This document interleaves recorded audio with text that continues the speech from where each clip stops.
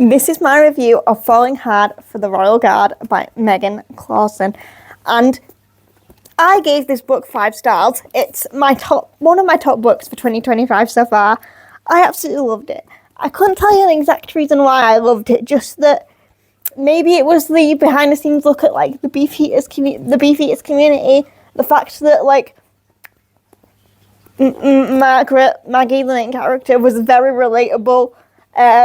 In just terms of feeling like a normal person in a romance book rather than like this perfect, like a lot of romance books you get like the perfect main character that isn't clumsy or isn't anxious or doesn't get like negative feelings.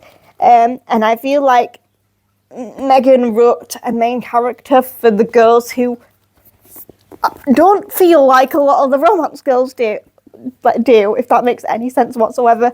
And I also love that like Freddie, who's the main guy in the book, main love interest kind of in the book, wasn't like the perfect guy. He like messed up and was kind of a jerk a lot of the time till like the end of the book, and then you go, oh, thank God he's not being an idiot anymore. But for the most part, he was an idiot.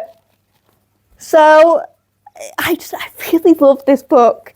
And I'm going to read the blurb before I gush any more about it, because I'm in awe about how much I love this singular romance book. Despite living in an actual castle, happily ever after is evading Margaret Maggie Moore. From her bedroom in the Tower of London, 26-year-old Maggie has always dreamed of her own fairy tale ending. Yet this is 21st century London, so instead of knights on white horses, she has catfish on Tinder. And with her last relationship ending in spectacular fashion, she swears off men for good. And then a chance encounter with Royal Guard Freddie forces Maggie to admit that she isn't ready to give up on love just yet. But how do you catch the attention of someone who is trained to ignore all distractions? Can she snare that true love's first kiss, or is she royally screwed? A royal rom-com perfect for fans of red, white and royal blue and the royal we. Now, Maggie is also relatable in terms of she is a book girl, she is a cat girl. She would much rather be staying in her little community behind like the Tower of London rather than going out and being in the crowds of London. And if that isn't relatable for anyone who visits London in tourist time, I don't know what it is. Because I felt the same when I went to London, like when I was younger. It's just too much.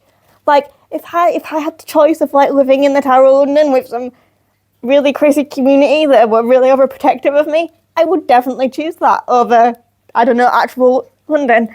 I love that like Megan is writing from her actual like experience, because she is a daughter of a beefeater. She did like have the same experiences that Maggie did, and I just think it's so good when authors write what they know, because you can tell they know it.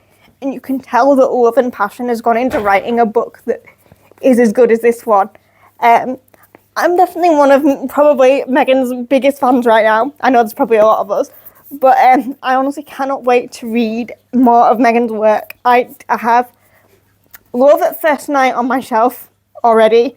And I'm also really excited to get my hands on Kilted Lovers, which is out on the 27th of March, I believe. And also Regally Blonde, which is coming soon as well, which I'm very, very excited about. So I will definitely keep an eye out for more reviews of Megan Clawson's work on my account, because it's the perfect romance for me. And I still can't tell you 100% why, but it just hits the spot. So yeah, this is my review of Falling Hard for the Royal Guard by Megan Clawson, and I give it 5 stars.